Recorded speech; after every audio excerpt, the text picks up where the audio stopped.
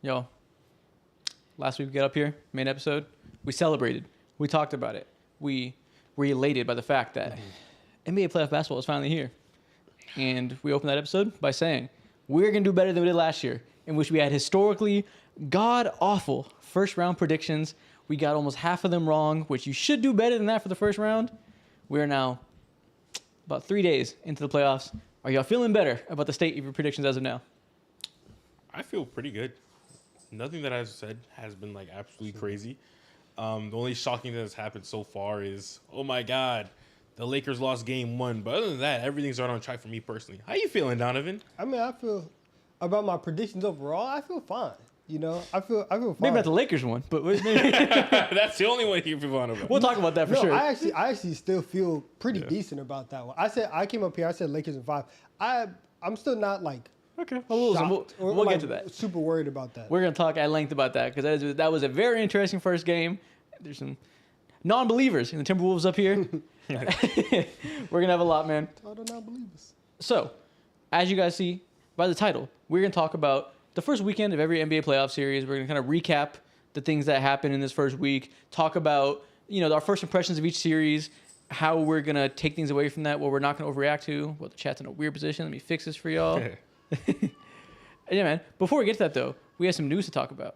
Mo, your team, the Atlanta Hawks, not in the playoffs, but making things happen. Being in the news for, I don't know if it's a good reason or not. I guess you can be the judge. How do you feel about the fact that your team, out of nowhere, fired Landry Fields, their GM? How did this make you feel seeing this headline? This is the most, random news that I wasn't expecting to see ever this season. I feel like this season. Yeah, I know. Be real. As a Hawks fan, I woke up confused because I'm like, okay, in general, we all know Landry Fields was in charge of the DeJounte Murray trade, which set this organization back asset-wise, at least, for several years, for the rest of this decade, But seeing how he made a generationally ass trade, not generation, it's a drag, but made a really bad trade and somehow reverted it and put us right back on pace and gave us an actual identity was impressive. It's one of the most impressive feats that I've seen over the last year from any GM. Now, of course, we're the Atlanta Hawks, ha ha ha. But when it comes to stylistic, yeah, we suck. Yeah, exactly. When it comes to the stylistic play for us, he gave us an actual legit blueprint for the first time that can lead us to some type of success in the NBA, whether it be winning 50 games for the first time in a minute or being actual contenders one day. I guess the question, and it goes for Landry Fields' situation and then for everybody else in general, is do you get credit for fixing your mistake? Because if you ultimately if you make the first mistake and you set you guys back, yes, it is your job to go fix your mistake. How much credit do I have to give you for doing something rectifying this wrong that everybody, well, not everybody, but you probably shouldn't have done that in the beginning, and you wasted 2.5, 3 years of our life, of this franchise's life. Yeah, you got us back to this point. We should have been here 3 years ago. We made it to the conference finals in 2021, and you messed it up. So, I can't look at this reclamation project by Landry Fields and be he was doing he was doing a good thing. He was supposed to do this. Yeah, it's a weird timing because they have good momentum. You're right. He was responsible for the hole they dug themselves into, but they were on the way out of it. It was seemingly things are moving in the right direction after the Reese Shea and Dyson Daniels acquisitions. Those went well. So you didn't expect him to get fired at this time, but if they decided they wanted to clean house and they wanted to get a whole new direction, I guess you can't let a couple good moves stop you from going a new direction if that's where you want to go. Yeah, I'm just really worried about the ownership of this team. Tony Ressler, we have very, very cheap owners, like every NBA fan says, damn near. And seeing how just a couple years ago, I believe it was year 2022, right before we made the DeJounte Murray trade, at the time, Travis Schlenk was our GM. And for Travis Schlenk, if I remember correctly, he really didn't want to make this DeJounte Murray trade whatsoever, to the point to where he sacrificed his job and he got demoted. He was placed as an advisor for this team, and then time went on, and he eventually just like quit because he was just so upset with the whole thing. He just wanted no parts of it for good reason. And seeing this happen now makes me feel like I don't know what's going on in the organization or these owners specifically. I don't know if like there has to be some major risk, whether the GM, you know exactly what this is, wants to be like, oh, like what maybe is we this? should trade Trae Young or whatever it is. You know exactly like where and this it is makes leading sense. to. Exactly It makes sense. where this is leading to. You trade Landry Fields, or you fire Landry Fields, and this organization who has been mid for the last 5 to 7 years, really historically, but for real, like the last 5 to 7 years, you've been 500, 9 seed, all this stuff. You've tried the Trae Young experiment. It has not worked. You've had different iterations. You had the peak in 2021, and now you just say, can we actually, like all the questions of can we actually build a championship contender around Trae Young? You've had that really for the whole time, but over the last couple of years, you've kind of gotten a little bit more and more clarity to that, especially as his efficiency has dropped. And so it feels like, hey, we're just going to clean house. And we're gonna trade Trae Young. There was smoke around it last year. It might actually be for real this time. I don't know, because And you even go then, it's just forward. like, why would, just a couple days ago, Trae Young was on a podcast interview with Chris Haynes, and he publicly stated like, yeah, I want to be in Atlanta. I don't want to go anywhere. So in my mind, it also indicates I to got me some like, bad news for you. it also indicates to me like, damn, like maybe he kind of feels the pressure or the clean of the house like actually happened. He has to make sure like, yo, guys, like I want to be here. All right, man, that's 5 minutes of Atlanta Hawks talk. That is more than enough. Enough yapping about the Hawks. Dr. Paolo in the chat said, thank God we have in-person now. Sick of Mo's ass Wi-Fi. You see it. We're in person in the studio. We're going to be here forever. The lives are going to be this much better. I'm so excited for our lives now, having good quality. Streamlabs remote. It was hard to make it really good, but we're here now. It's going to be good going forward. Somehow, some way, shit's going to happen, and it's going to be my fault. Streamlabs, God forbid. Genke in the chat said, you guys haven't even talked about Steph Curry yet. My God, we're going to get there. Trust me. We have plenty to say about Steph Curry's ridiculous 5 minutes shot-making into the game. chat, I into know. the Give us a stream, break, damn. man. We're getting some breaking news out the way. But we're going to talk now about all the playoff series. First, though, let me read some donations real quick. Shout They out say to you smell like Ruffles. What? They say you smell like chips. Listen, these smell allegations are not for me, because me personally, I walked out the house with Tone. You know what Tone is? I don't. AMP's newest line. I smell like Duke Dennis. Tone. Okay. Yeah, I smell like Duke Dennis. What? Do you feel like you have the aura? Of course. I had the birds looking at me funny earlier. Shout out to Horse of Yoga for tipping $2.39. He said Kawhi might be a top 5 playoff riser of all time. That's not ridiculous. And shout out to Joaquin37 for tipping $2.14. He said I too would take a bullet for Josh Hart. Listen, you and Donovan are in the same boat. I actually never said I would take a bullet for Josh Hart. I just said he. Actually, no, I think I did say that. I insinuated you would, and I told you to say it, and you did say it. All right, I'll do it. I'll do it. It's easy to convince me. All right, fine. But all right, man, let's talk about the playoff series that have gone on so far. Every series has played at least one game. As of yesterday, 2 series have played 2 games. And at about 53 minutes, we're going to get game 2 of Pacers versus Bucks, and we'll start there because we got breaking news today that Damian Lillard will return. Oop, wrong screen. For game 2 action against the Milwaukee Bucks. Against the Indiana Pacers. This was the biggest question mark for the Bucks season, obviously. When the news came out that Dame was going to miss time with blood clots, we were like, oh, fuck, well, it's cooked. He's not coming back in the playoffs. Nobody comes back from blood clots in 3 weeks. Miraculous recovery. He's here for game 2. TBD what his conditioning's going to be like, but he'll be there. He'll be on the court. They should surely give a better fight than they did to game 1, which... What did you guys take away from game 1 and when the Pacers beat the living shit out of the Bucks? Every question that I had about the Bucks, the answer was yes. Like, is Giannis amazing? Yes. Should they be leaning on, like, is it too much to ask of KPJ and Kyle Kuzma? Yes. Is this team old? Yes. But, like, it was just, they were just overwhelmed. And you saw so much, no matter what you think about Giannis and Dame and their fit, is like, at least it's going to be better than relying on Kyle Kuzma, who put up the Tony Snell. Tony Snell, you can rest now. Because the Kyle Kuzma graphic is one, not only the same stat line, Passing the torch. but a better graphic of him looking goofy, falling out on whatever. Where he put up a trillion. 10 zeros in the stat line. 0, 0, 0, 0, 0, 0, 0. We've never seen it before. It was legendary. Someone called it, someone said in the chat when the stream first started, are y'all going to react to the Kyle Kuzma Masterclass? We are, because it was a big question mark. When the trade happened, we were not fans of it, I think, by and large, because We all understand that their ceiling. We went into the season. We said this team's old as hell. Their ceiling is defined by the availability of Chris Middleton and whatever level of player you're going to get from Brook Lopez. We said they have 4 players, all of which are veterans above the age of 30. Actually, Giannis is below, but not a young guy anymore. And we said these guys have to all be playing at their perfect peak condition going into the playoffs for them to have a ceiling. We knew Chris Middleton wasn't going to do that for you anymore. That ship had sailed, so they said let's rip the bandit off and get in a young guy who can inject some athleticism, hit the boards, run in transition, yada yada. We understood it, but we said, my guy, have you seen Kyle Kuzma play the last 6 years? He is not 2020 Kyle Kuzma. That guy is not walking through those goddamn doors.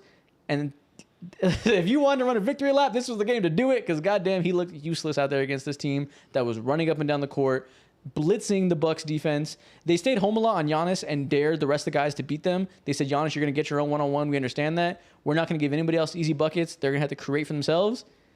They could not do it, especially Kyle Kuzma. Brother, you guys remember how leading into the playoffs, a lot of NBA fans were trying to force feed, or a certain sector of NBA fans were trying to force feed us this, like, oh my God, this might be LeBron's 28 or Giannis's 2018 LeBron moment. Yeah.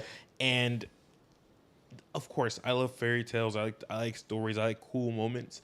But I knew off rip that this roster is just talent for talent. I'm not having that conversation. Both all-time greats, but this roster on paper is so much worse than that 2018 Cavs team. Without Lillard, for sure. Without Lillard, absolutely. Yeah. That's the biggest thing. Yeah, you're right. And Kevin Love was on that 2018 roster. He is so much better than Kyle Kuzma, so much better than Brook Lopez, so let's talk about this game 1 first, then we'll get to the Damian Lillard of it all. The biggest question that I had for the for the Bucks was, do you have anybody on this roster that can disrupt Tyrese Halliburton? We know he's playing at the tip-top level of NBA playmaking this past 4 months of the season, right? Since that crazy, terrible start, his level of playmaking and the speed in which he does it running in transition, the speed in which he makes decisions, the perfect decision every time. It doesn't matter if a shot's falling in or not. His free-flowing style of playmaking, if you can't give just some kind of pushback against that and you let him run around comfortable, he's going to dice you up, and everybody else in the Pacers, Nembhard, Siakam, Miles Turner, they're going to be able to attack from points of leverage that Tyrese sets them up for, and points are going to fucking flow in really fast. That's exactly what happened. They had nobody to make Tyrese uncomfortable. He looked spectacular as a passer. And that's one of the things with the Pacers, especially in this series, is like, if Tyrese can score, it's just gravy. Like it doesn't matter, like you said, because they're out here running it up, and Tyrese didn't shoot well. Right? Yeah.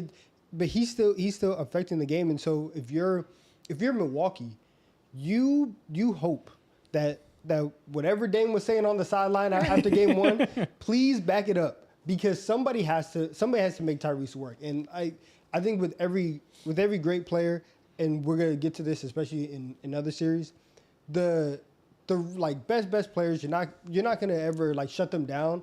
You just want to make it so that they just can't do what they do easily. Yeah. And Tyrese, him and the speed at which the Pacers play, it makes everything easy, and Milwaukee just doesn't have anything for that. Hey, is Andrew Nembhard a playoff riser? Can we say that now? He's one of my favorite players. This man is so good. His production in the regular season over 82 games is never going to jump out on you when you look at the stat sheet, right? He's never going to consistently be this like really good scorer that reflects the way we feel in these moments. But man, 2 years in a row, he gets in this playoff atmosphere.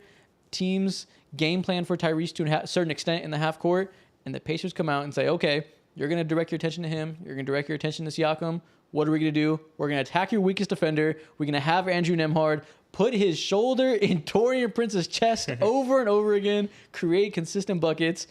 His little, like he does what Shea does, where he throws his shoulder into you on the drive and then like decels for a mid-range jumper or like a tough like floater layup in the paint. Strong as hell. He's so good at that. Like he's like a Shea disciple. Yeah, he is. He is, honestly. This Bucks team just has no answers whatsoever for any of the guys and none of the layers of the cake that the Indiana Pacers have to offer. Like, why? I understand it, and it's hard to stop, but seeing what Pascal Siakam's doing consistently makes me feel like he's always going to remain like one of the more underrated players that the league has to offer. And of course, it all starts and stops with Tyrese Halliburton. He's the main, target for defenses and whatnot. But even seeing him, like I remember there's one specific play where Giannis blocked his ass. Couldn't finish out games. Obviously, you have another year of experience on 5-point swing, stuff like that happens in the playoffs. But like that's what happens. You know what I'm saying? Apparently, we're lagging like crazy right now. I think it's gonna recover. The stream hasn't crashed yet, but everyone's freaking out in the chat. Folks are frying me in the chat right now saying I got McDonald's Wi-Fi. It's not even my Wi-Fi. Even holy lag. It said Nikhil help. I think it didn't crash though. It should be fine. My brother's long gone. They're saying it's good. Yeah. It didn't crash, so we're all good. It's just, I don't know what's going on with the Wi-Fi. I'm in the basement, so sometimes it's gonna happen. But as long as it doesn't crash, we're good. As long as you guys don't see the stream go down, it'll recover. We here.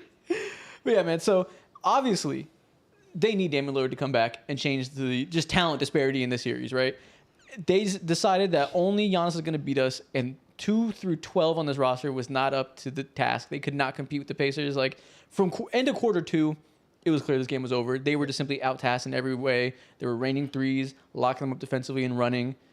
Do you guys have faith that He's gonna make a difference? Now, will it lead into a win? that's what I mean? don't I mean, know. in your outcome, like obviously it's better to have Dame than Yeah. not, even if he's out of shape and like recovering. But are you willing to say the Bucks can win the series after what you saw in Game 1 with the Dame? Yes, because I think that even as bad as I refuse to believe that, but to not only go from not playing to playing, but do you actually think that you can get from Dame in this series or for the next couple of That games? is very true. You're not gonna roll Dame out and be like, "Hey, go give us 40." It would feel medically, irresponsible. Yeah. So I don't know, and I think however many minutes Dame gets, that's gonna tell me a lot, and that's gonna, I guess, inform my answer a little bit more. Yeah. I'm still willing to assume that the Pacers win the series regardless. I was already in favor of them. And like you said, it's a lot to ask Dame to bounce back this fast, but you never know. Before we move on to the next series, shout out to Ive Avocado for tipping $15. Shout out to Mac for tipping $30.01. Appreciate you. He said, today is my birthday, I've been birthday. watching you for a while and wanted to donate for once. And also with Shannon Sharp, Lakers in 5 moment is your favorite. We're not discussing Shannon Sharp today. Happy birthday. Hope you have a blessed one, He brother. gets no time. And shout out to Deborah the Zebra for tipping $5.55. Appreciate you guys, man. Oh my gosh. Next one we got to talk about. Let's talk about the Lakers versus the Timberwolves. This is obviously one of the most hotly talked about series coming into it because it's the Lakers and Anthony Edwards on the other side coming off of a really strong playoff run last year. Question was, without Karl Anthony Towns, adding in Julius Randle, what are we to expect from this Timberwolves team who looked good in the second half of the year? But obviously, everybody in the media said, end of the day, they got Luka, they got LeBron, they got Austin Reeves. They've had a good defense second half of the season. We're going to go towards that side. Donovan had absolutely no faith in Timberwolves. You had no faith in Timberwolves either, but you were a little bit less harsh. I was like, I'll pick the Lakers. I'm kind of scared. It can go 7. Every single thing that I was scared of that could have happened fucking happened in Game 1. Every single swing factor, every potential strength the Timberwolves had that the Lakers, we talk about question-wise, had to figure out how to stop. They failed to stop it. It was an avalanche, a one-sided swing factor. Worst case scenario for Lakers, best case scenario for the Timberwolves. How do y'all feel about this game and the series? I said Lakers in 5, and to get to 5 games, the Wolves got to win 1. So it's okay. But I think that obviously Timberwolves, they shot 50% from 3. Yeah. Now, part of that is the way that the Lakers were defending them. Correct. Allow them to get good shots so that they can shoot 50% from 3. However, that number is going to come down just a little bit. I do think that we're going to get a better LeBron James in the next 4 games. I hope so. Because if LeBron plays like that, it's not like you're not going anywhere. Oh, it's over. Yeah, it's In not. the It's not, fastest it's way not going to possible. happen. Remember you guys were on my ass saying I'm too harsh on LeBron, I'm too wishy-washy on LeBron? I mean, it's a game 1, and it's a classic quote. If you say feel out game, I'm gonna shoot myself. you know what it is. Exactly. I mean, this is LeBron. We This know is what he does. This is what he does.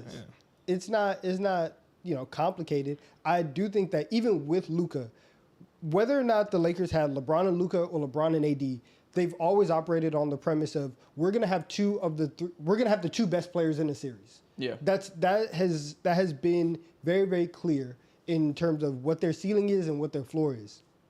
if LeBron is not playing at that level, and if Luka is not operating at that level simultaneously, they're not going to go anywhere. And we've known this for a long time since they've made the trade, and you just didn't see that. So I think that Game 2 is going to look so much different when you get LeBron more involved, because Luka started off very, very hot and had a lot of moments where he could get whatever he wanted offensively. Some of the shots just weren't falling, but he was getting to, certain Luka spots on the floor that you see him operate from consistently. Yeah, that's like extremely irrelevant for why they lost, though. Like, Luka's going to be Luka, you're right. LeBron has to be better.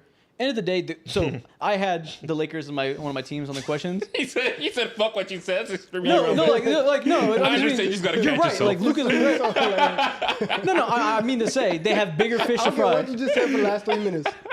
It does not matter. It doesn't, though, because I was going to say they have bigger fish to fry. And you know what that is? Their big man rotation is so goddamn ass that even You're if Luka elite, drops 60 and you're right and you get a better Luka and all that happens, it will barely fucking matter. Yeah. Because the biggest question mark we had for them is how far can small ball take you? And they have an inherently high variance style there. Luka could have had fucking 50 in that game and they still might have lost because the variance swung in the worst direction and they felt all the weaknesses of being small, had none of the advantages. That's going to happen when they execute so goddamn poorly. So, like, I'm barely even looking at Luka and the reasons you said, like, he'll be better, LeBron will be better. That's fine. They just have they're going to swing so far up and down because of the lack of rim protectors. If they execute that poorly again or consistently for the series, they'll get absolutely smoked. Yeah. They won't. They should execute better, so I'm not up here bringing the alarm yet. But all the reasons I was scared of them and said, like, this might go 7, like, listen, I was going to pick the Lakers regardless. I'm a fucking Lakers fan. If you expect me to do anything otherwise, you're out your goddamn mind. But I was worried. And game 1 made me feel even more worried. Yeah, I agree with that. I understand completely. One of the things that the Lakers hung their hat on since this trade happened was defense, surprisingly.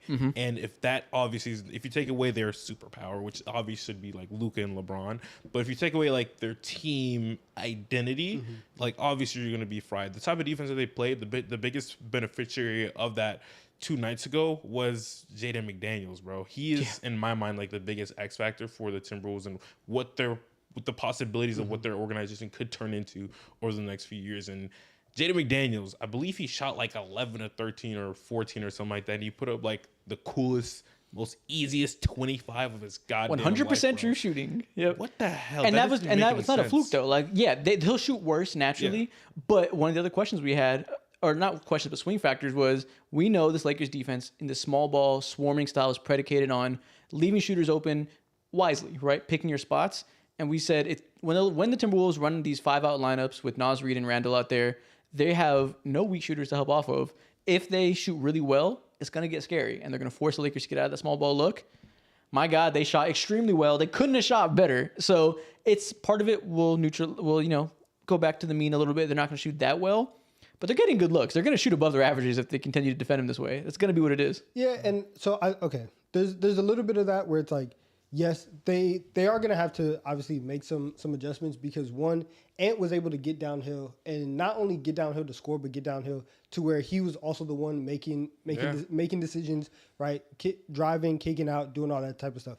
And what I was very, very confident about coming into the series was Ant's not going to be the one making all those decisions or putting all the pressure on the Lakers defense. I thought that they were going to do a little bit more trapping, blitzing, right, and really, really get the ball out of his hands and make Julius Randle be this, like, he's going to be the one that's going to have to score. He's going to be the one that's going to have to make decisions, which he did have like 7 turnovers in the game, which is like, if you are looking for bright spots, you can look at that and you can say, okay, I think that the Lakers are eventually they're just gonna have to put more attention to Ant and make sure that he doesn't get downhill. Yeah. And like Randall, shout out to him because he did have a good game. I just also don't think that that's gonna happen for the rest of the series, and I think that they're gonna be able to really, really all the things that I was worried about from Randall's perspective. I do think that we're still gonna be able to see that, and so don't be surprised if the Lakers come out in game 2 and there's a shift from that, and you also get a better Austin Reeves who started the game off extremely cold, and so now you have a better Reeves, a better LeBron, better defense, and game 2 goes to the Lakers, and it's kind of I'm not gonna say easy, but it's not this like crazy dogfight because you're gonna get a lot of regression on both sides, And so I think that the Lakers do take game 2 because I do believe that we've seen enough from JJ and we've seen enough from his adjustments to know that he's going to have something for Ant. Yeah. Well, the thing is, he had too much for Ant last game. The problem wasn't they didn't trap him enough, and they trapped him too much, I think, and Ant had the best passing game of his career. Yeah. Ant was dicing them up. They were trapping him. He just had the perfect passing reads every time. He was ready. His processing was really good. I think they have to go the other way. They had to, they can't, knowing how good of the shooting is around Ant, they can't just seed an open look to him every time and trap him automatically. They have to probably play Vanderbilt more than they want to because of the offensive limitations and say Ant's going to have some hard looks and beat us as a scorer to some extent, which so you're saying play more one-on-one because they were because it was like over helping right when Ant's going down. I'm saying you play ball, ball denial. We're just you're not gonna have to. Sure, easier said than done when he's so athletic. But yeah, they need to be a little bit less aggressive on the doubles, or just end of the day, they executed the game plan horribly. They were slow. They were punched in the mouth. Physically weren't ready. Was what JJ Redick said. They just have to execute the game plan better. But yeah, I think they had to be a little more wise about how they deploy the doubles against Ant and not give him so many easy playmaking opportunities because he showed in game 1 he's gonna make the right passes, and I guess they thought he wouldn't, and they wanted to see him prove it. My God, he proved it. Yeah. Their transition defense was fucking horrible. They had to be better there. That's fixable. I think JJ Redick needs to allow Jackson Hayes to make some more mistakes. He only played 8 minutes and really said the whole game is going to be small ball. I don't think you can win that way. You're going to have to get something out of the Jackson Hayes minutes, more than 8 minutes a game. And I know he had a poor start, but JJ trusts him less than I've ever seen any coach trust anybody in their goddamn life. He might have to deal with that and have a little more of a leash, allow him to work through some stuff. And yeah, end of the day, their offense, I've told you guys before, I think is overrated. People assume it's this 3-headed juggernaut that is just unstoppable. Lakers offense. It's been overrated since the trade, right? People assume it's unstoppable with these 3 ball handlers. It hasn't been. Their offensive rating has never been elite since they got Luka. They've been winning with defense. We're going to need to see some late game shot making, and they're going to need to play to the ceiling people are assuming they can. I haven't seen it yet, so I don't feel great. I don't know. I'm going to go with Lakers. I'm a fucking Lakers fan, so I'm going to allow myself to have hope. But if they lose game 2... Oh, it's so cooked. It's so cooked. Or if they barely win, I'm still not going to be that encouraged. I'm telling you, so far, every swing factor is going towards the Timberwolves. It's not over. It's never over after game 1. You can't overreact and say it's done for sure. They have 1 game left to prove to us they have the adjustments, at their disposal. But I don't feel great. Yeah. It's hard to feel great, but also... When it comes to the shot making, I think out of every single team in the NBA, the Lakers have 2-3 of the best guys to do it. 2-3 of the best guys you can have. Not you can have. Obviously, Austin Reeves not like that, but they're very well equipped for that. And I agree with you, in terms of them and their identity honing in around the defense. We're going to need to see it. It was an absolute disaster class. I think we're also, within that same right, too, seeing someone like Anthony Edwards, actually make real-life developments. A lot of these reads and passes that he made last two nights ago, he wouldn't have made last year or 2 years ago and whatnot. So there's real-life evolution in his game, and props to him. But, man, if the Timberwolves are going to carry this away and upset the Lakers, in my mind, I have to envision a big Julius Randle game, and that sounds insane to say. And I understand. They literally won basically without him. They can keep doing the same thing they've been doing. But man, that's the only way I see it possible. But Julius Randle. I feel it wasn't fluky. So I'll say this: if nothing should change, I don't think we can treat this like the typical it's a feel-out game. Nothing about game 1 was a fluke. Obviously, they'll shoot a little bit worse. They won by a ton. They'd win by a little if they shot normal. So even you go there and apply that normalization, they still win the game. The Lakers have to straight up show us a huge difference in their approach to the game.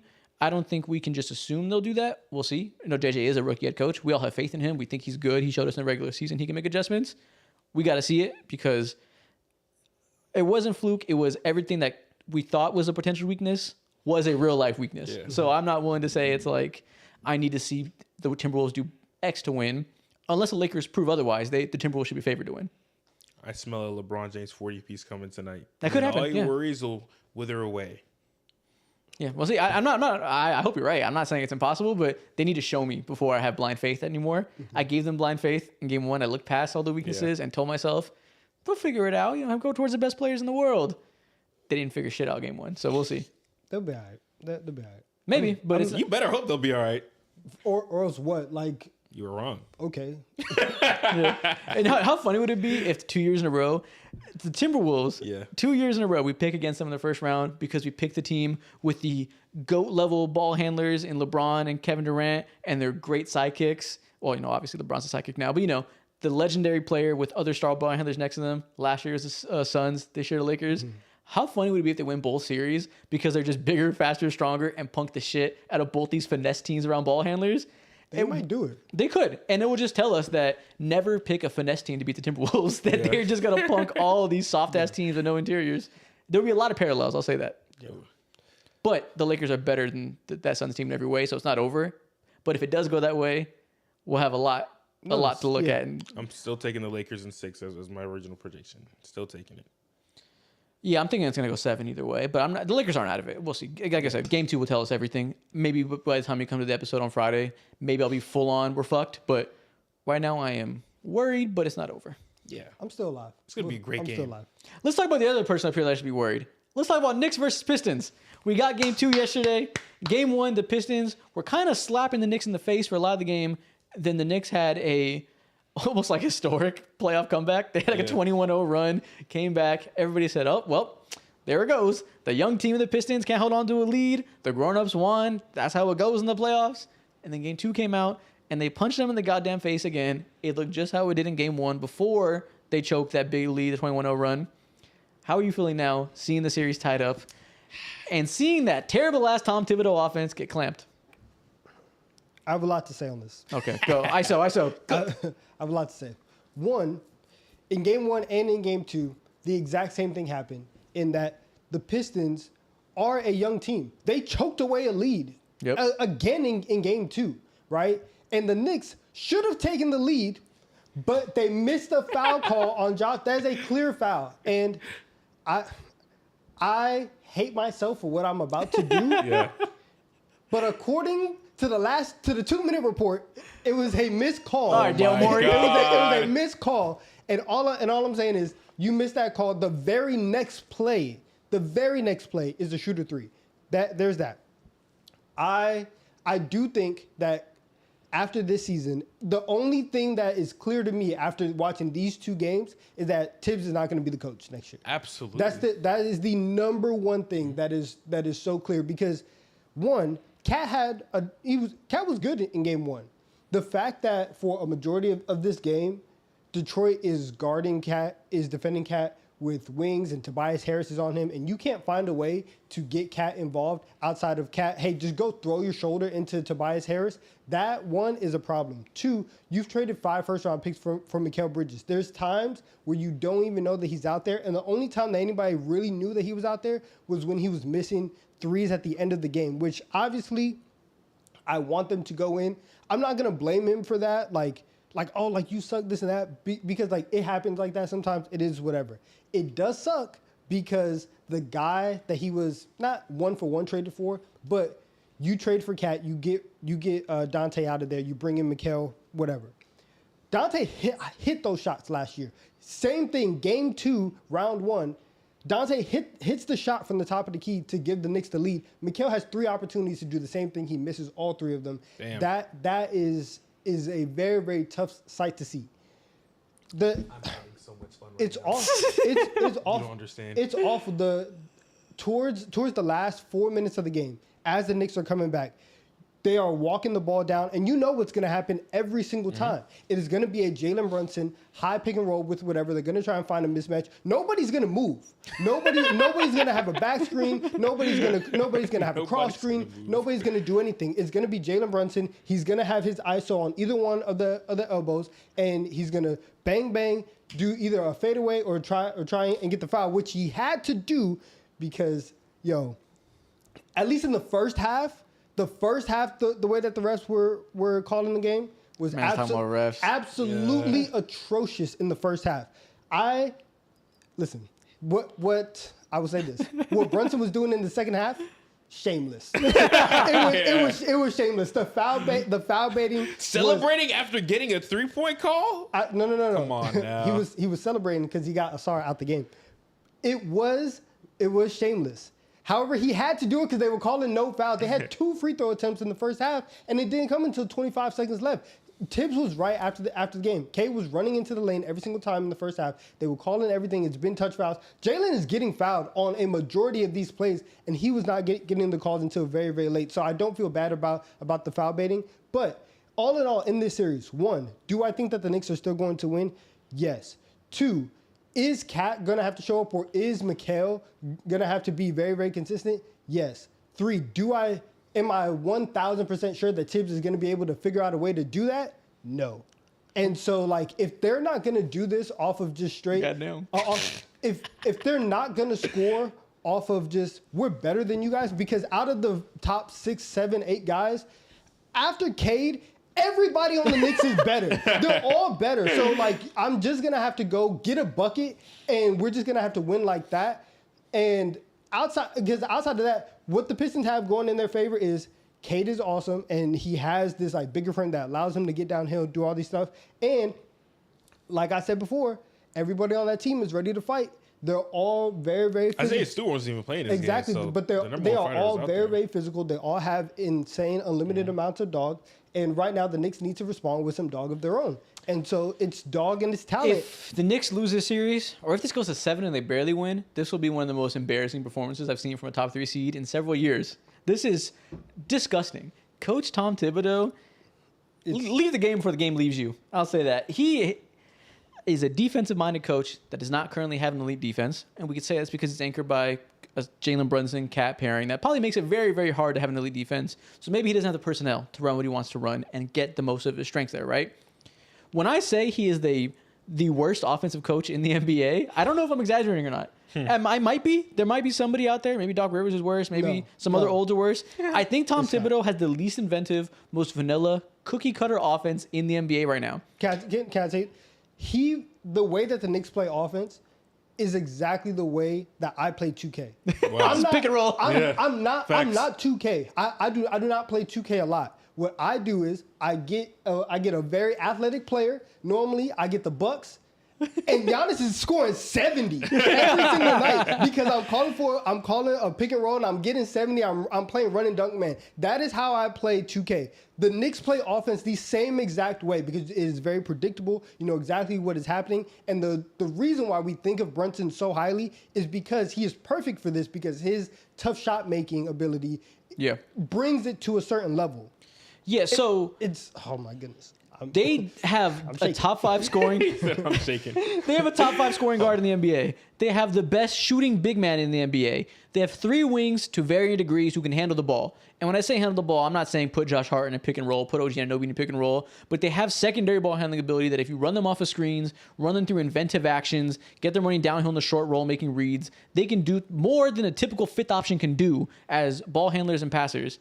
Yet, all they do is run these vanilla pick and rolls. They put a wing on Karl-Anthony Towns and they switch it and they just say, okay, so you're either going to attack us one-on-one with Jalen Brunson against a solid defender, or you're going to attack us one-on-one with Cat against a solid defender from a high point without having good post, position. And then Tom Thibodeau says, okay, I hear you. That's going to be your response to my basic-ass pick and roll. I'm going to do it every time. I'm not going to make any changes. Every single time I will do that, and I will let you concede your mediocre ass cookie cutter screens because Cat isn't going to make good contact. You're going to switch it and we're going to have no point of advantage. And then we're just going to continue to do that every play. And we're not going to do any type of adjustments that are smart. Don't do anything to make the most use of our talent.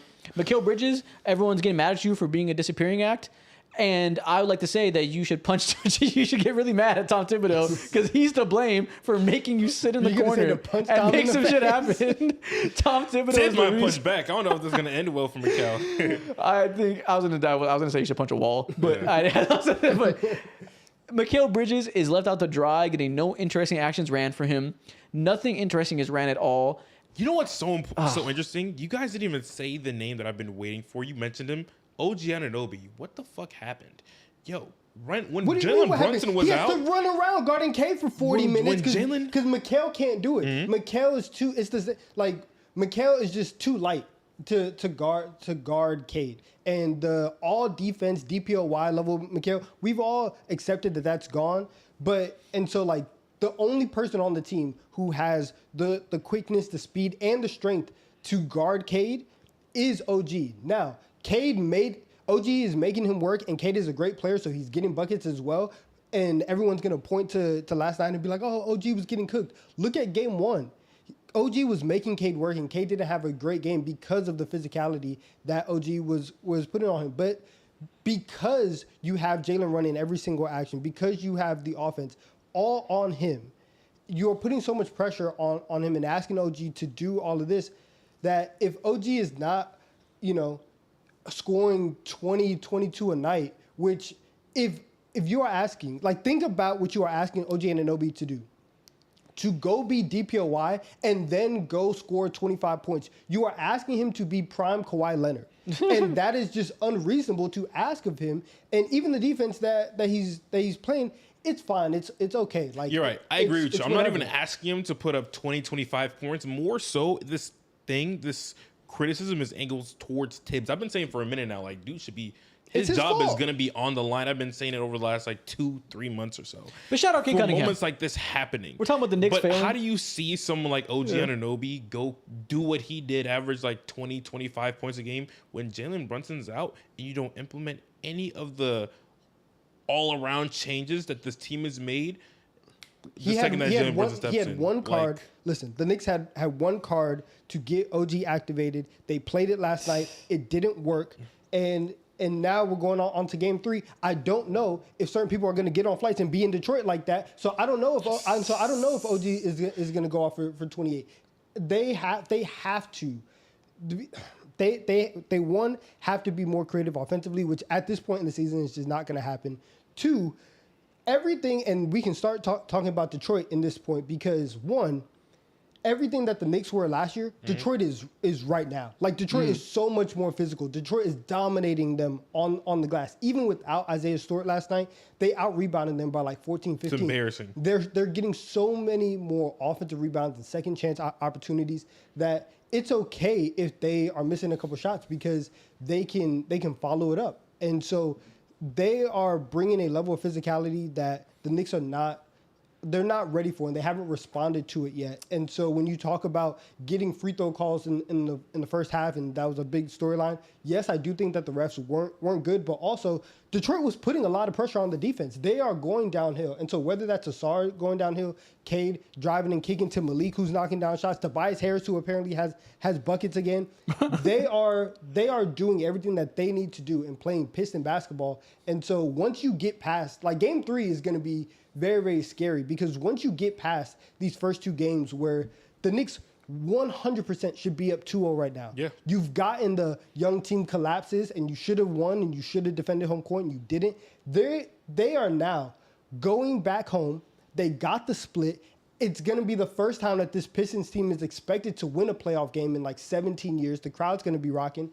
The Knicks need to be on alert because there is a very real possibility that they go down 2-1 because everything that Detroit's doing. We're talking about Jalen shot making. Cade shot making has been crazy. Yeah. His ability to get into the lane and make tough shots and do all this stuff is wild. And so if he's going and he's getting 12 free throw attempts a game and he's able to knock down floaters and he's able to get assists because Malik Beasley is thug shaking in the corner, it's going to be scary. Chat, how many booms are you giving this Donovan crash out? Let me see it right now. Rated from 1 to 5 Donovan, booms. what's your heart rate on your Apple Watch right now? I don't know. I don't know. Crazy. I don't know. It's about a 15-minute crash out, about 1 loss. Give me a boom rating for this. Because it shouldn't be like this, though. It just shouldn't be like this. Yeah, no, this is quite an embarrassing performance.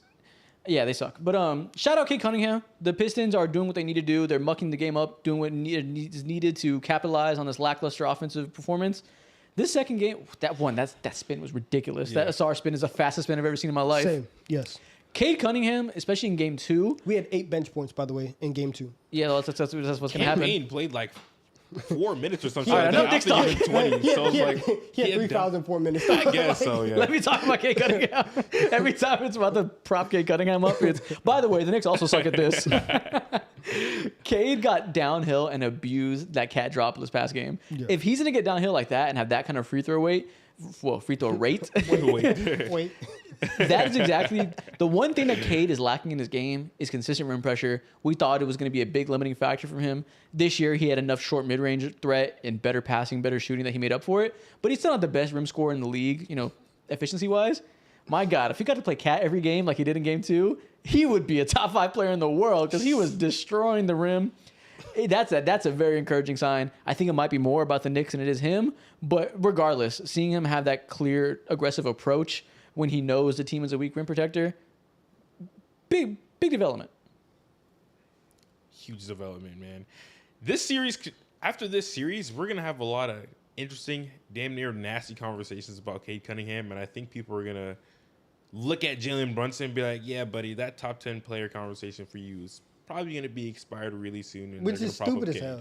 I don't agree with it. I don't agree with it, but it's going to happen. It's stupid as hell. I'll say this. Later on in this episode, we're going to have a very similar discussion. So table that. Keep that in mind because we're gonna get something along those lines. You're going to piss me off.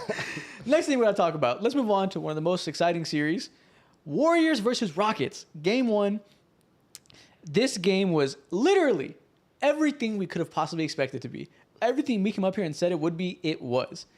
The Rockets half-court offense, goddamn abysmal. They scored less than 90 points. They couldn't score at all. The Warriors half-court offense, also pretty abysmal. They got locked up by the Rockets like we expected they would. They also didn't crack 100 points. But goddamn, Steph Curry was a godsend. He made so many ridiculous tough shots that in the end, the Rockets got their game off. They did the ridiculous offensive rebounding approach. They rebounded 41% of their misses. They ran the double big lineup. That worked. They slowed the game down, made a defensive approach. But in the end, in a clutch game, the team with Steph Curry and Jimmy Butler ended up coming clutch and winning in the end, blowing up that lead to over 10 points in the last couple minutes. Everything you could have expected from this series to see, Amen Thompson playing great defense, Steven Adams being ridiculously impactful on the boards, Alperen Sengun playing really well against that small ball look, the Warriors struggling in parts with their role players, but being bailed out by the star power of their top two guys, the Rockets half-court offense still not being good enough against the elite Warriors defense. Go down the checklist. Jalen Green sucking ass in this game. Everything you could have expected to happen. In there. Every single thing happened that you could have expected. I was going to ask him about it because that like everything that we saw seems pretty chalk in terms of our predictions and everything. The one thing that we can't necessarily account for, and it's really the story of the Rockets and of this player, is the inconsistency of Jalen Green. Yeah. If we get to game 2 and Jalen Green has 25 points and has a really good game, the Rockets are probably going to win. And you're going to look at this, you're going to look at the game, and you're going to say, oh, yeah, the Rockets have a lot of young players. They have the more athletic squad. If Jalen Green is scoring and they have a guy that they can go to get buckets, where is the real advantage for Golden State? Because a lot of this stuff leans towards Houston if you just think about it like in a vacuum. Yeah. But if he's not playing like that, then the Warriors have like they're playing what 2-on-5, I guess defensively, because like Steven Adams isn't an offensive threat like that. Well, honestly, yes, he is. I say that, but you know what I mean, like in a traditional sense. Fuck tradition. He is the biggest threat on the court. They rebounded 41% of their misses and still didn't score 90 points. Yeah. Like the biggest question. So do you know how hard that is to do? Like you have to be. You gotta be trash. There's words I can't say on this shit, but they still almost won. So we all picked Warriors in 7, right? I think we all ended up there. Did anybody go to? I said Warriors in 6. Okay, yeah, 6, 7, something like that. We all picked Warriors in a tough war of a series, but we were all like, "Listen, man, we're picking Warriors in 7 because we're gonna default to going with the stars that have a better half-court offense, but we're not super certain this Rockets team can make it tough." I still feel that way after this game. They shot so unbelievably poorly, even for their standards. Like, Fred VanVleet was a goddamn brick. Jalen Green was a brick. Jalen Green is the most inconsistent scorer in the league, but he has his highs. So we will get better Jalen Green games. We will get better than 17% from 3 games from the Rockets. And despite how horribly they shot, it was still a close game in ways that I think is replicable. Steph Curry has a crazy stat line. They made him work. This was one of the most impressive Steph Curry shot-making games we've seen in a long time. He didn't just, like, cook these guys. Steph Curry was making tough jumpers against elite defense, which he's going to do. That's part of why we picked them to win this close series. But there will be games where he has a less impressive stat line because that defense makes him get the ball off better. And there will be games where Jimmy Butler also struggles. Like, he didn't necessarily light it up, but he'll also, probably will be better in certain times. I still think it'll go 7. We will get better performances from the Rockets, but I still, especially after this game, how it ended, I have no reason not to believe the Warriors are going to win this, whether it's 5, 6, 7 games. You see it, how horrible this Rocket spacing is and how well equipped the Warriors are to make them pay for that. Yeah, I agree. When it comes to like how responsibilities lay on each and every single one of these players' shoulders, at least in the starting lineup, like, you know what a man's going to give you offensively, like, it is what it is. Not too much of a burden is going to be placed on him or like expectation just yet because of the stage of development. He's a second-year player at the end of the day, and we talk about him like he's like, the next up-and-coming thing, which he is in his own right. Fred VanVleet, he's been exactly who he's been over the last 5, 6, 7 years. He's gonna shoot a lot of tough shots and miss a lot of shots. He'll miss most of them. But that's what comes with it. He's gonna give you great defense, solid playmaking, and all that. No one like rides for him as like a number one initiator or bucket getter. Alfred Sengun. Chat, no one can say none about him. Chat, how many booms are we giving Alperen Sengun for dunking on Draymond Green to start the game? That was a monster dunk. That was like the most humiliating type dunk for someone like Draymond Green because it was like all body. Like, it was a slow posterizer, bro. Like, he had probably a couple chest hairs slip in his mouth after that. It was like that demoralizing as a man. Chat, can I get a boom check, please? Boom, boom, boom. Bro, 10 booms. What the fuck? Elena said 17 booms. That sounds about right. Yeah. What a statement. How to start a game for Sengun. Like, that was so electric.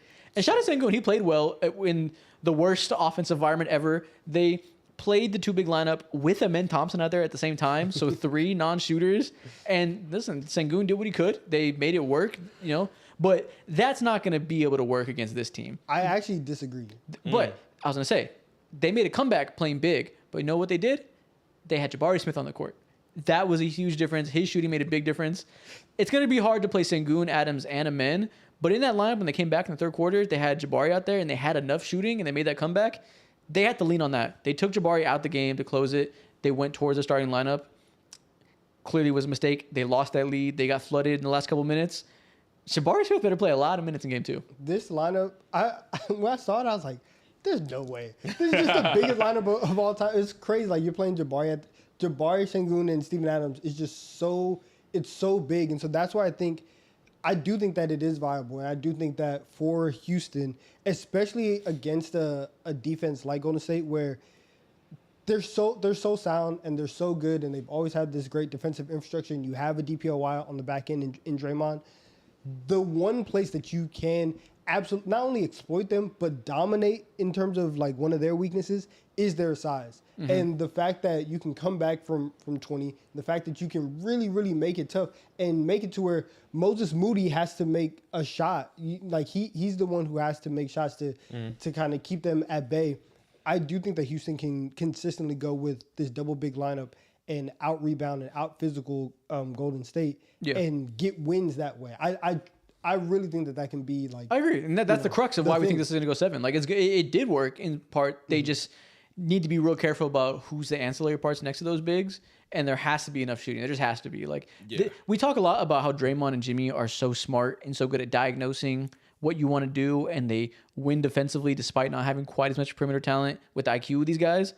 What that means in practicality is like, that means a lot of things. But one of the ways it is this defense is really, really good at shrinking the floor and playing gap defense and really sagging off of shooters and being really smart at helping at the nail but getting back at the right times.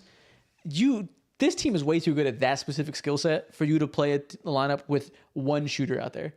Like, it's going to be tough to figure it out because their best players are non-shooters, but you're not going to win the series if you don't consistently play lineups with at least a little bit of shooting around your double bigs. Not against this team. This team is way too smart defensively. Way too smart. It's not going to happen. Yes, I think game 2, like for Houston, the silver lining obviously for them is, one, you think that you're gonna get a better Jalen Green game. If nothing else, even if Fred plays the same way, Jalen Green should play a little bit better. Yes, you have your double big lineup that you can lean on.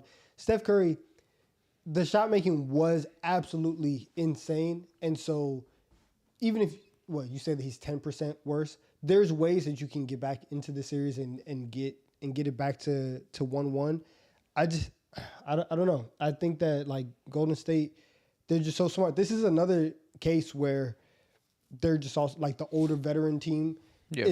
They know how to execute down the stretch. They know what to do. Houston is their first time being in a situation like that. Even though that you have veterans like Fred, like Dylan, even like Steven Adams, they are new to this, and so you get that game. And they have Steph Curry at the end of the day. Like, end of the day, it was a game where neither team had super productive offense, but goddamn, Steph Curry scored 30 on incredibly tough shots, and he made the difference. It was very similar circumstances for both teams.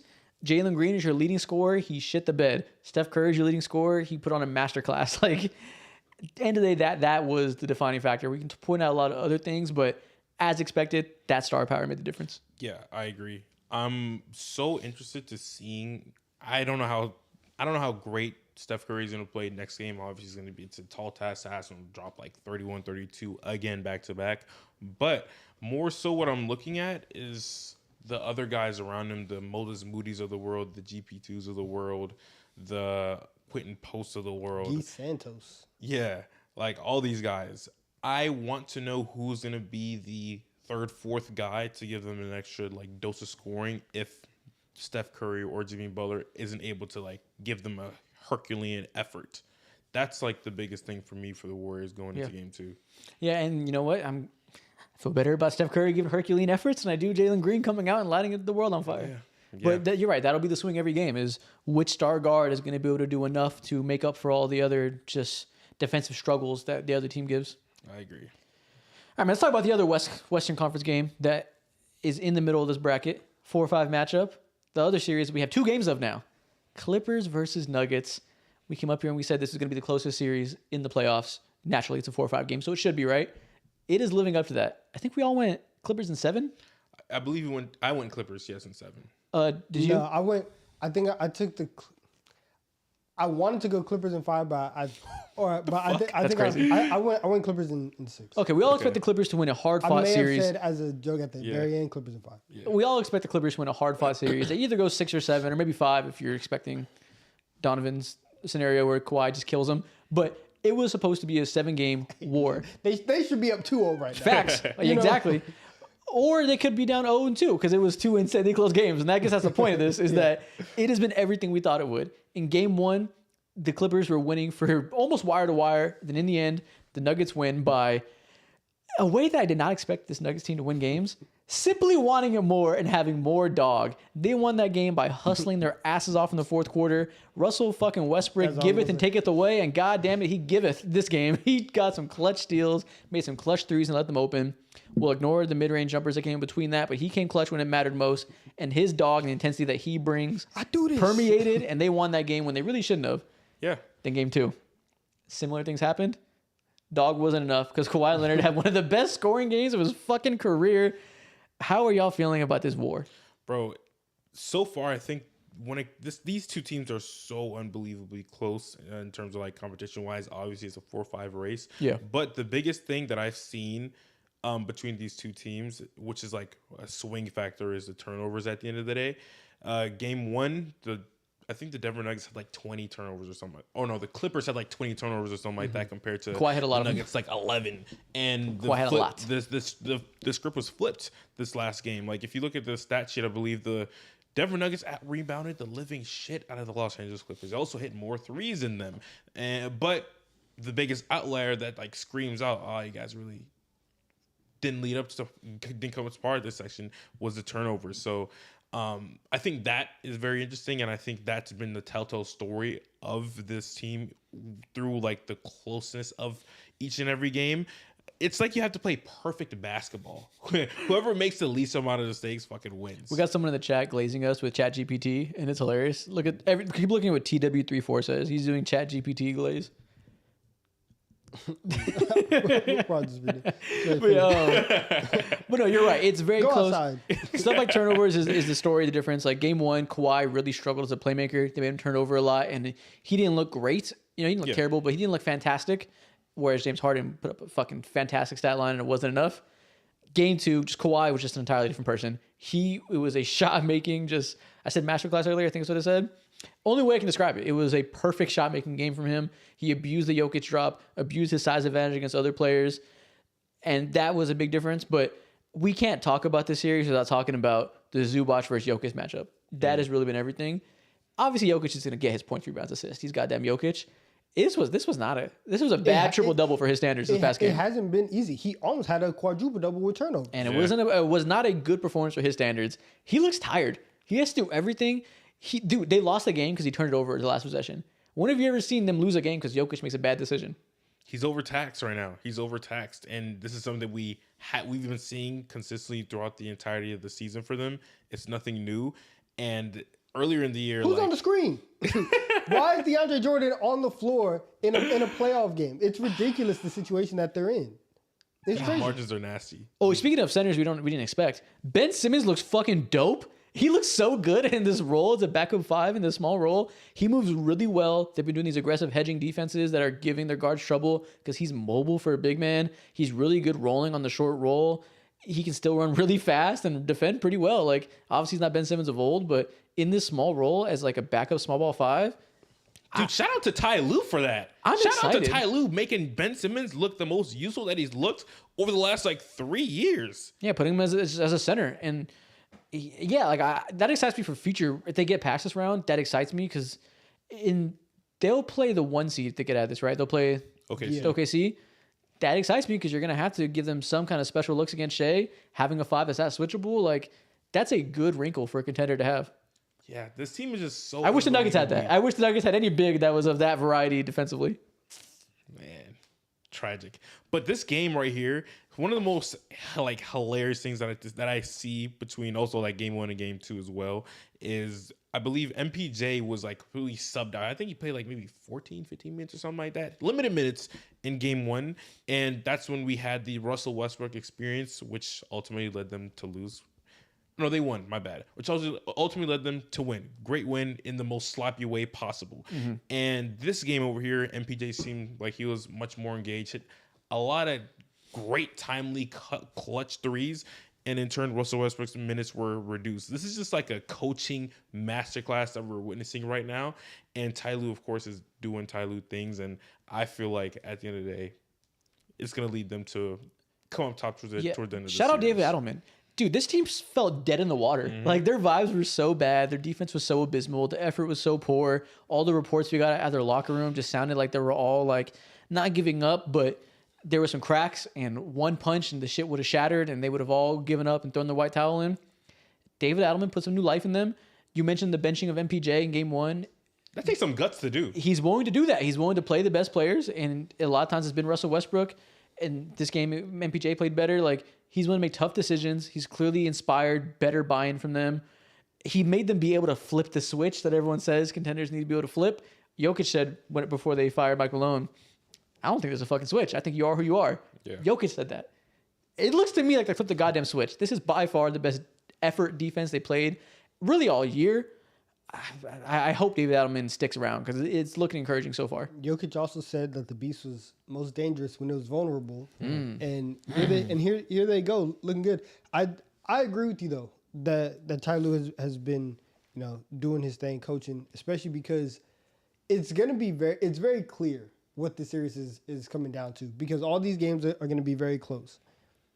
Is Russell Westbrook going to hit the shot or not? Because the Clippers are daring Russell Westbrook and they are daring Jokic to put Russell Westbrook in position to take clutch shots. And because if he's out there, they're like, okay, go ahead.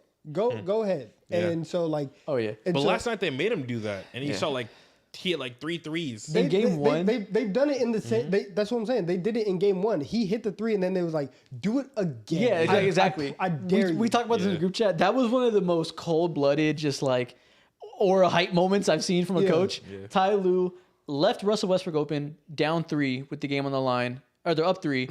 They leave Russ open in game 1. This is back-to-back plays on the highlights. This is game 2. Yeah. But in game 1, they're up 3. Nuggets have the ball. They double on Jokic and leave Russell Westbrook wide open. He smacks a 3. They look silly for leaving wide open, right? Now the game's tied.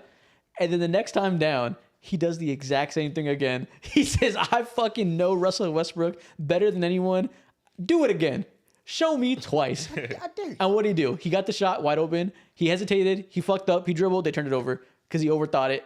That is such a just cool moment for Ty Lue to be like, man, that shit was a fluke. Do it again. And then it works. You know how much balls you have to be able to do that? Yeah. And we saw it again in game 2. And so I think as like for Jokic and his passing Donovan, team. you over here. What's up? Someone just said, Donovan, my mom said you cute. How you feel about that? Why would you interrupt me for that? I'm sorry, I just needed to be acknowledged.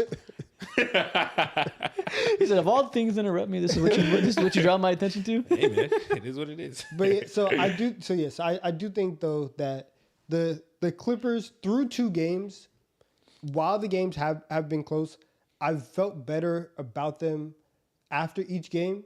Because obviously, like game 1 was a game that they're supposed to win, and at the end of the day, if Russell Westbrook hits the 3 to knock you out, you wipe your hands and you say it is what it is. Like I will take the opportunity every time, and it'll be fine.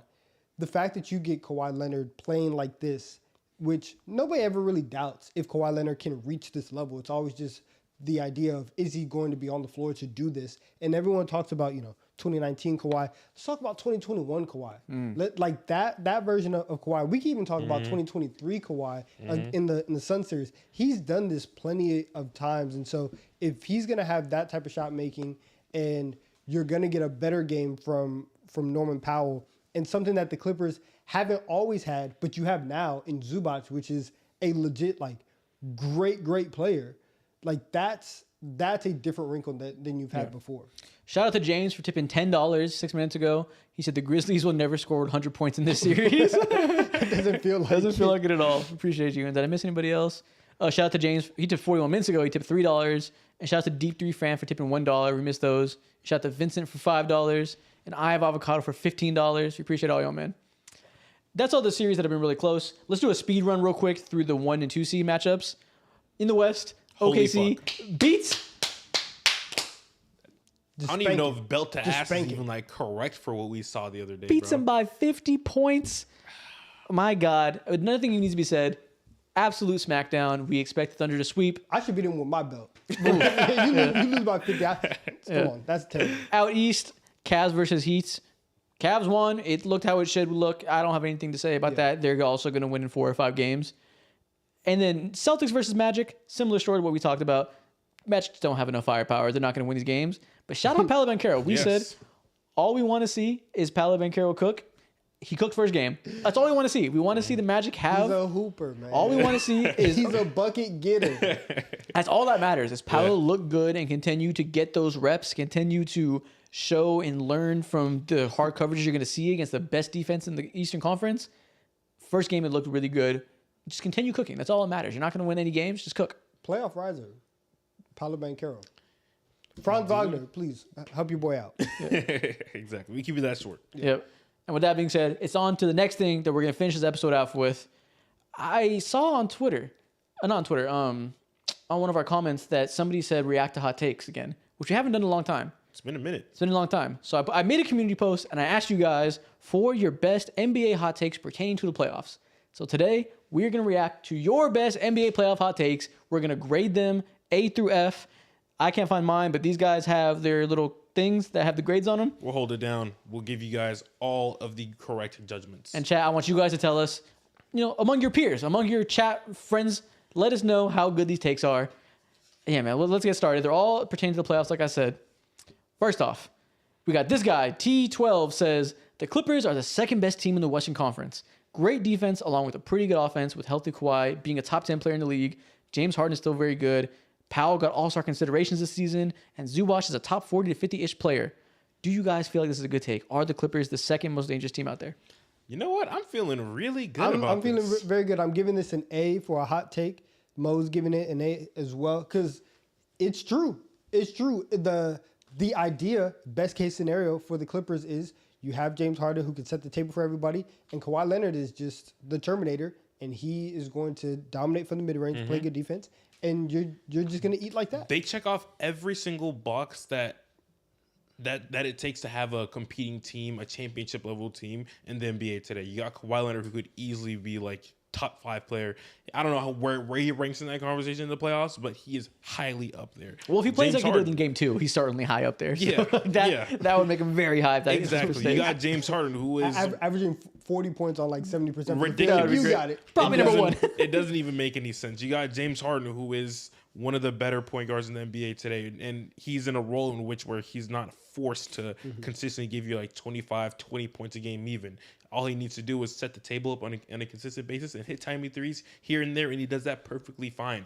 And then after that, you got all the other like pieces when it comes to Chris Dunn, and then you have the Bogdanoviches of the world, who hasn't even been like that useful or that good over this series. Guys like that exist. Ben Simmons is there. And then I didn't even mention like Zubac, he is rising very, very quickly in terms of how I see him compared to like all the other centers in the NBA today. Yeah. Very quickly. It's looking like such a good take. A lot of people are saying it's a lukewarm take. It is, yeah. That the Clippers are there. I started with the So for reasonable that one. reason, I'm switching it to a B because Ooh, it might okay. just be, it might not be that much of a hot take. Okay. Yeah, I mean, But it's a true statement.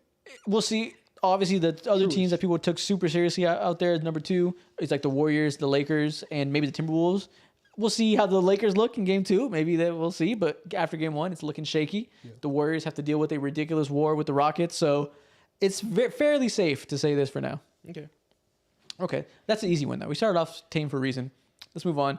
Number 2, the Pacers will run it back and make it to the Eastern Conference Finals this year. So what he's saying is the Pacers will beat the Cleveland Cavaliers in round 2. Now listen, man, we all like the Pacers to varying degrees. We all respect them. We all love Tyrese Halliburton. He got voted today the most overrated player by his peers, actually, which is crazy. I think he's one of the most underrated players, actually. So I love the Pacers. Do you love them enough to say they'll upset the number 1 seed in the second round? This is a hot take. I'm giving it a B. So I'm gonna agree with you. We're aligned again. This is a B. Yes, I think that I don't know about all this. I don't know about that. I don't know about that.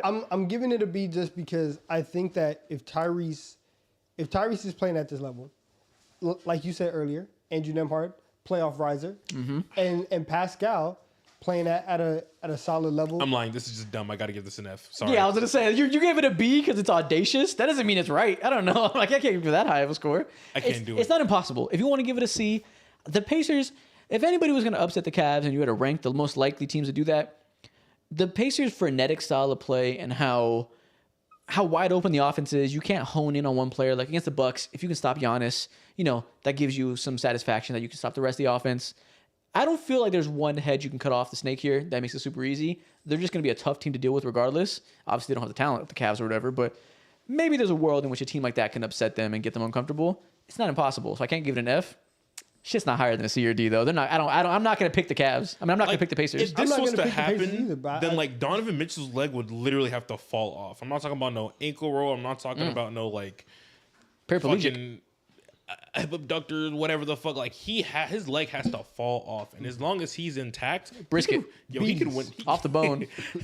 he can win this series alone. I'm giving this an F. Slow cooked, smoked, roasted, off the bone. I appreciate the audacity though. Okay, not the worst take in the world. Chad is firing it up, saying F, D. You guys are not rocking with the Pacers, I see. And I get it. Listen, NBA fans at large do not respect Tyrese Halliburton, do not respect their style of play around him, so I get it. But I won't give it an F. That's a bit Wouldn't it be harsh. funny though if they just make it to the Eastern Conference Finals like Again? in back-to-back seasons, and it's just like this weird era of like this team that was actually like low-key good. See, the thing is that we're just going to spin it. We're just going to be like, every year the Cavs play a soft-ass Eastern Conference Finals. They get a Mickey We'll do Mouse everything run. but give them guys credit. It'll be the Cavs got to play plumbers every year. They get free finals berths. I mean, the Celtics. Pacers, yeah. But okay, next one. The Thunder are going to choke in the Western Conference Finals and get swept. The swept aspect is where I'm putting an F on this. If you tell me, obviously, I think that the Thunder are not only going to win the West, but win the title. But if you told me that, like, hey, they ran into the Clippers, Kawhi was on a heater, like, that's crazy. If you tell me that, like, Jokic just starts going ridiculous and all this stuff happens, fine. Who in the Western Conference is good enough to sweep a 68-win team? There is no demons out there that are going to sweep a team this good. He had me up until he used those last 3 words. He didn't have me And for a get fucking swept. second. He didn't have me for a second. This is a terrible take. Choking the Western Conference, we've seen that before time and time again. It happens to the best of them, especially with like the youngest team in the NBA, which I'm not using that as a ploy or excuse or whatever. I'm just saying it happens. But to say they get swept is just like We've literally outrageous. We've literally never seen a team this good lose in the conference finals. By all indicators, we've never seen a team as successful regular season wise as this lose in the conference finals. I'm not betting against history. F take. Yeah. Yeah, Now, I'm going. If you tell me the Celtics beat them up in the finals, I guess that's possible. I'm not going to pick anybody in the West to fuck with the Thunder this year. Yeah, I agree. We're getting swept? No one can do that. But listen, it's a hot take. So shout out you, Shush Smith. He I asked for a understood hot the take. assignment. You gave us some heat. That's A just comprehension. hate though. You burnt down That's the hate. house, but you gave us some heat. That's hate. Next up, the Warriors are winning the championship, and Steph Curry solidifies himself as a top 5 player of all time. I like this storyline. I'm not gonna lie. I'm not even gonna think about this twice, bro. No If logic, the- just vibes. no logic, bro. All right, same for me. No logic. I'm giving it an A. You're a Steph Curry fan, so this is If natural. we're rating your hot take on how much we'd like to see it, I guess you can give it an F.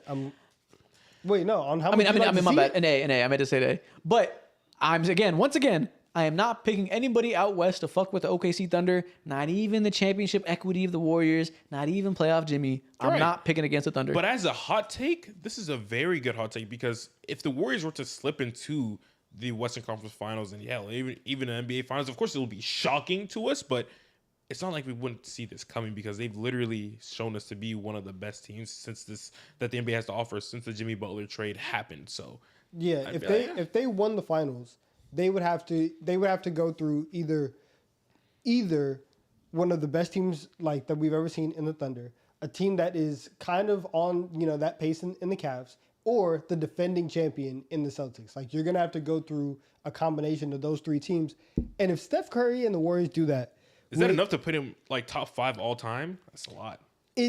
Yes, it holds a lot of equity. Bro, if they beat the Thunder, a top 5 net rating team of all time, and then beat the Celtics, He gets 5. last year a top 5 net rating team of all that's time, 5. that means they will have past beaten LeBron. Bro, beating OKC and beating the Celtics means you beat the 2 best teams of the 2020s. Yeah. Easy top 5. That'd be one of the most. That would be like a Dirk level ring. Well, he has more He help. already so- has one, so having 2 of them hoes? Oh, Listen, man, he's that top would, 5. This would be a fairy tale right here. This would be a crowning of like, oh, new Mount Rushmore type of guy. Realistically, I'm gonna give this a New Mount B Rushmore? hot take. Because I this think if just he wins feels this year, like a I would reach, be but- hard to put Kareem Abdul-Jabbar over him at number 3. Yeah. Look, it would be a conversation. I might still go Kareem. I'm not saying it's easy, but it would be a conversation. Yeah. Cause like, listen, he'd match the rings, and it would be the level of difficulty of He rings. matched the rings of Magic. He'd have the easy ones, and he'd have the hard ones. Oof. Listen, understand though, nothing's easy. I ain't gonna. I kind of want to see this Everything happen now. Fuck. 2017 was easy. I'm not gonna lie. That one was easy. It was simple. It wasn't easy. 2018 was easier. But okay, that's listen. As far as No, wishful I thinking, agree. I think 2017 might be the easiest championship of all time. all easily. Okay. Next up, Mavs won the Luka trade in the short term. All right. Well, considering that everybody's legs fell off, I'm going with an F. That is a terrible take. And listen, every time Nico Harrison opens his mouth, the trade gets even worse. It didn't make sense in the moment. It doesn't make sense now. The Mavs are out of the play-in. Anthony Davis in the last play-in game was walking around hurting, like having back spasms, calf spasms. Everything was wrong. Kyrie's not there. The chat is saying this is a bad. Z tier take. I think legit Sheep saw the prompt to give us a hot take and said, "Let me say the dumbest shit I can imagine." I think he fundamentally misunderstands what a hot take is, and maybe we applaud him for that. As a hot take and as a regular take, it's bad. It's an F. If I'm thinking like someone like Nico Harrison, this is a genius trade, and I also think that this is a genius. Back to selling hot shoes, take. brother. You can't make any more trades. Go back to selling shoes. Go back to what you know. Get back in them factories. Next up, if the Nuggets don't make it out of the second round, they'll blow the whole thing up and trade everyone but Jokic. Trade everyone but Jokic? So what he's saying is they'll trade Jamal Murray and Michael Porter Jr. Let's say that the 2 highest trade value pieces around him. They'll completely revamp the team. And then he said, "Same goes for Giannis and the Bucks." I think there's going to be a complete revamp for both of them. I would say there's more so of a case for Giannis than someone like Jokic because for Giannis, like, at least Jokic has been through the first round plenty of times. Giannis might be the one traded. I don't know. I ignored the Bucks for a reason. The Nuggets. Things will happen regardless. You already know what's going to happen. My hot take, right? And this is probably not even the hot take at this point. Right. But you already know. The Bucks lose in the first round. Knicks lose in the first round. You just swap the big contracts to get Giannis and Cat in a trade, and you move on from there. All right, we're going to the next one. No more fan fiction allowed. Jalen Green will be the next great playoff dropper. Playoff dropper? Well, he hasn't risen. I don't know. Exactly. How can you drop when you're already like Like his standard has not been high. He has one playoff game and has played terribly. Yeah. So it's just an F. It's almost too easy, though. You get no applause from me. This is too simple. This is too obvious of an observation to be like, oh, Jalen Green bad, hot take. They said bro's falling from the ground to the pit. exactly. Where's he going? This is low-hanging fruit. You get no applause. Oh, man. Next great playoff dropper. Kawhi is the best playoff riser of all time. This is not crazy to say at all. I almost feel like this should be the talking point that, like, yes, he is, right? Like, I feel like right now people say, like, Jamal Murray is because his points per game is the biggest gap there.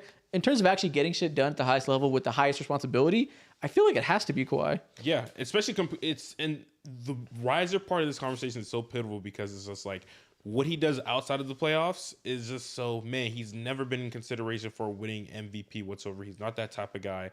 All NBA, of course, like for the most part, he's always in those conversations until he gets hurt, completely like depleted off of that conversation. But when it comes to like what he does on a consistent basis in the regular season compared to being superhuman, just like Iron Man, whatever it is in the playoffs, I agree with this. We're talking about Jimmy Butler here. Like Kawhi's baseline as a player is still very high. Jimmy Butler is what you'd want. Kawhi Leonard's like final form Jimmy Butler to me. Jimmy Butler's led two teams to the finals. Yeah, and with far less help. Kawhi had a great team when he won. Jimmy Butler got that shit out of the mud. The teams weren't bad, but nobody expected those Heat teams to be in the finals, and it was almost entirely because of him.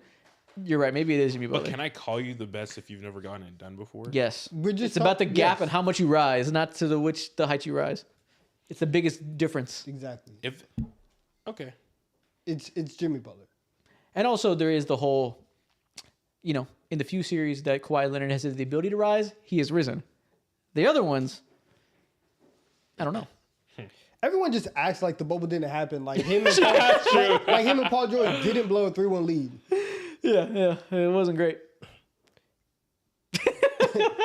Let's just act like it didn't happen. Anyways, next take. No, it did happen. In a setting where everybody was just going crazy. TJ Warren was averaging like 50. Everybody can make shots except for them. Bro. You heard Lou Williams. Like, no one was taking it seriously. And that's on them. That's on them for being mentally tissue. Yeah. Exactly. Lock in. Next one. Jokic leads the Nuggets to the championship and win Finals MVP, giving him even more argument for being a top 10 player in NBA history. So I guess the take is, does another championship give him top 10 status already? Another championship, yes, but I'm giving this a D because I just don't. It's just not going to happen. But like, shout out. Also, he's kind of already around that range, like 18, like 20 down to 12. This is a big difference though. 18 to 10 is a pretty hard jump. You have to pass Kevin Durant, maybe Hakeem Olajuwon, a bunch of other legends. You might have to put him above Kobe Bryant in certain people's rankings. I mean, if he has another ring, but 4 MVPs, well, 3 MVPs, 2 rings, 2 Finals MVPs. The best offensive peak of all time, potentially.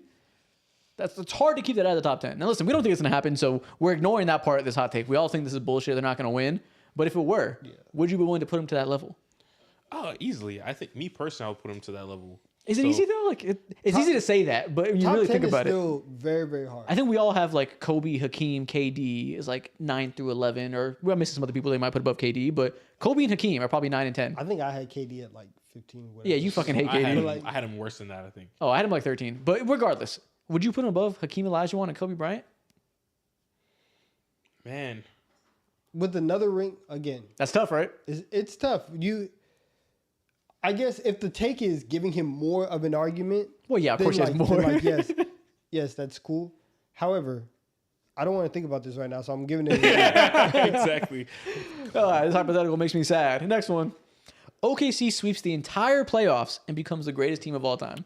Not lose a game? That's hard, but Oh man, I'm giving it an A. That's a decent take. Greatest team of all time. I'm giving it an A. They look so dominant and they look so good. And I don't like. There's a possibility that they sweep Memphis and then they get like another week and a half off, and then you go and whoever comes out of the 4-5 out of Clippers Nuggets is just gonna be beaten up. OKC's just gonna be out there playing video games for 10 days, just chilling. and then you play the other side of the bracket, and it should be light work. the hard part is the finals. You can't sweep the Celtics. There's the way they play, the 3-point shooting variance. They're gonna have some highs. You can't sweep the Celtics. I mean, it might be the Pacers according to some other people. Ah, shit. But listen, you might be able to sweep the Cavs. I don't know.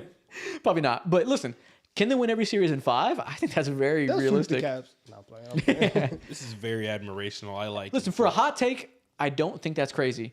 It's not crazy, but not. sweep. I think I'm giving it an A. he didn't consider the rest of the. He didn't consider the Celtics. Hey, the What- Pacers are what up if he 31-16 on the Bucks right now. What if he did? Jeez, Word? Okay, yeah. What And is we'll see Damian y'all later. Lillard We're going doing to tap right now? into this. What is happening? But if they did, yes, they would be the greatest team of all time. If you win 68 games, have the MVP, then you sweep the playoffs, yes. You got it. No one can say anything about that. Yeah, you're just fucking Teflon. Listen, it's only been 6 minutes, and it's a hard standard. Kyle Kuzma is currently on pace for another 0-0-0-0 through 6 minutes. He's not on the floor right now. Oh shit! Look, listen, as far as a hot take goes, this is obviously too hot, but it's not insane. Not bad at all. Damn, Kyle Kuzma. Next up, Yo, what if he does it again? Kyle Kuzma should come off the bench for the rest of the playoffs. Listen, he had 0. He had the trillion stat line last game. I'm giving this an F because like who else are you gonna put in that spot? Someone who does something. Fucking Kevin Porter Jr. wing stopper. Get out Andre there and go Jackson, play some come out defense. there, buddies. Listen, if he gets a second 0-0-0, give it an A. Like, I'd rather play if he's not gonna hit any 3-point shots and not space the floor or get me any rebounds, especially. I'm playing Andre Jackson Jr. Okay, I really think that if he does it again, right? Again, listen, we are Doing it on again is we are historic. on 0-0-0 watch. If he does it again, the Bucks should be able to amnesty his contract. they should be able to just cut him. It doesn't go against the cap, and everyone's just like, "Hey, I'm sorry we did this." Like it just doesn't count. Yeah, Because this is just unheard of. Oh, man. Healthy Kawhi is the best player in any series he is a part of due to sheer consistency. So for this playoff run, any series you can imagine, do you think he'll be the best player that you'd want, assuming he's healthy? It's hard for me to have that conversation when Jokic is this, but yo, him and OKC, him and Chase. You know, I'm gonna give this an A. I do think obviously the defensive prime of Kawhi, like we're not at It's not there that anymore. peak. We got to calm down a little bit, I think. If Kawhi is like this, We got to calm down a little the bit. last couple times that we've seen Kawhi be healthy, it's been kind of special. We have to calm down a little bit, I think. It's been kind of special. We must calm down a lot of it, I think. I'm not gonna calm down. Tell me I'm why actually we should gonna get calm louder. I'm giving this an A. I'm rocking with this. Shout out to Kevin Glucki for tipping $10. Appreciate you. Shout out to James for tipping $3. Appreciate you. But yeah, man, most series, Kawhi can be better than most players. Jokic, I'm picking over him. This version of Shea probably picking over him, but I guess that could be a That's conversation. close. That's tough. If he continues to play good in game 2, for sure. But Exactly. it's a big if. It's one of the fucking best games of his career. We'll see if he continues to be on that pace. But 15 and 19. if you tell me he's like a top 5 player in the playoffs right now, that's not ridiculous. Like the 5th best player in the league is Jason Tatum. 4th best player is probably Luka. If you tell me he has a better playoff run than Luka Doncic, that does not surprise me even a little bit. I agree. Cade Cunningham is the best player in the Knicks Pistons series. All right, listen. I'm So so sick of this. far, I mean, it is what it is. I'm so sick of this. There was some of this bubbling before the series started, and it's happening right now. Yeah. The last 2 years, Brunson is averaging like 40 minutes a game. He's averaging 30 points a game. He's an elite shot maker. What are we doing? He just got here, man. He just got to the party. And I'm not allowing this through 2 games to say Bro. that he's the best player in this series. But he's not tougher than Cade. What do you mean not tougher? His ankle's been jacked up and he's still getting buckets. Just kidding. They've been fouling him every single time up the floor. Dennis Schroeder's been, oh my God, been body blocking him like a linebacker doing defensive slides. I'm sick of it. But does he have aura and hype moments the way Cade doesn't, Cunningham bro. does? Did you see the way Kate Cunningham put the ball behind his back and shoved, I don't know who that was, Josh Hart out the way and just hit that one very unathletic tomahawk? But is he Jalen dangerous? Brunson can't do that. Is he dangerous? He's the Is he a most problem? Brunson is a problem. Is he a predicament in the same way that an Kate? Absolutely not. Is he the paradox? Absolutely not. Y'all don't understand. Y'all don't get it. Nobody. We've talked about. Do I this have to spell before. it out? Kate is a lot prettier than Brunson. I'm going towards Kate. How many times do I got to say it? Just because my light skinned star has a big head does not mean that you can use that again. I just did. And his beard's better. All right, now that's Yeah, that's a low blow. Get fucked. That's a low blow. Get fucked. That is a low blow. That's a low blow. You can't be going for his beard, man. Next up, Paolo Banchero is and has been on Anthony Edwards' level. Yeah, no. Sorry, fam. Yeah, Sorry, fam. no. Now, Anthony Edwards' level was tough because Anthony Edwards is currently playing as one of the best players in the world. I think we actually need to realize Ant is like rising to another level that people haven't quite accepted yet. Exactly. Like that's a top 5 player in the world potentially if Give the him playoff this run and that. continues. But Paolo is playing really well, so Ant was the wrong benchmark. But if you want to big up Paolo and say he's playing at a level better than people expected, that's not ridiculous. You just chose the wrong marker. I agree. Shout out to Paulo. He's doing exactly what needs to be done in order for the Orlando Magic to at least like get the wheels going. Are they going to win? Absolutely not. But is he getting his buckets? Yes, that's all you need to do. You got too much dip on your chip, but you picked up the right chip. I'll say that. That's a good analogy. I like that. Let's go. I like that. When the Knicks broke up the Villanova group, they lost their chance at a ring.